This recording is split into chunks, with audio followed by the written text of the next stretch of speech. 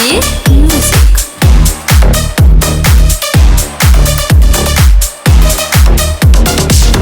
Elimde olsa kalbine tat kuracaktım. Vakit gelince ben bugün kanda çağa atladım.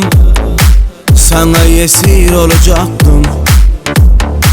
Düşünmüyorduk seninle aile şeyleri. Zaman gelince unutmuyorduk eski günleri. Bu kalpte tek olacaktık. Nasıl güzeldi elinden tutmak, dudaklarında möhür olmak. Ne olur gitme, ufak da bir şeylere kısıp gitme. Ne yapmadım ki sen çok istedin de.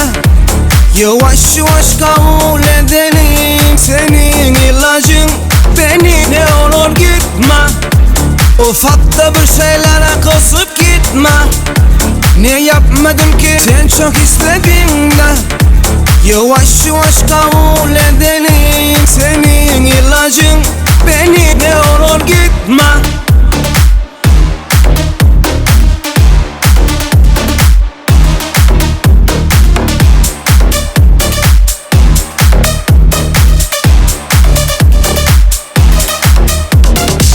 Nasıl güzeldi elinden tutmak, dudaklarında möhür olmak. Ne olur gitme, ufak da bir şeylere kısıp gitme. Ne yapmadım ki sen çok istedin de.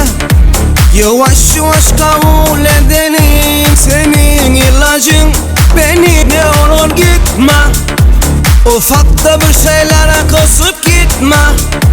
Ne yapmadım ki sen çok istedin de. Yavaş yavaş kabul